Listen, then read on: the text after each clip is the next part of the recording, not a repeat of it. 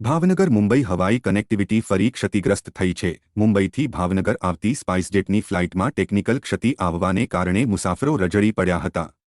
સ્પાઇસજેટની ફ્લાઇટમાં મુંબઈથી ભાવનગર આવતા 70 જેટલા મુસાફરો ફસાયા હતા। મુંબઈથી ભાવનગર આવતી ફ્લાઇટ નવસારી તરફ પહોંચતા આવેલી ક્ષતિને કારણે 1.5 કલાક આકાશમાં ફેરવીને મુંબઈ પરત લઈ જવામાં આવી હતી, પરંતુ ફ્લાઇટને મુંબઈ ફરી પહોંચાડતા મુસાફરો રજળી પડ્યા હતા અને એરપોર્ટ ઉપર હોબાળો મુસાફરોએ મચાવ્યો હતો।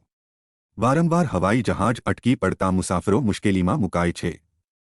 તેમ છતાં હવાઈ જહાજના સંચાલકો તરફથી કોઈ હલ લાવવામાં આવતો નથી। એ જ પ્રકારે નેતાઓ પણ મુસાફરોની મુશ્કેલીનો અંત આવે તે પ્રકારની કાર્યવાહી કરવામાં નબળા સાબિત થઈ રહ્યા છે।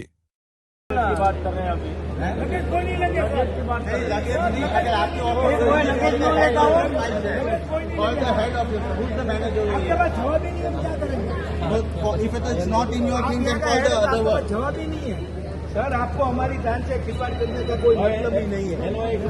वीडियो ना फोटो ले लो ना, बात पूरी है। हेलो ना करिए आप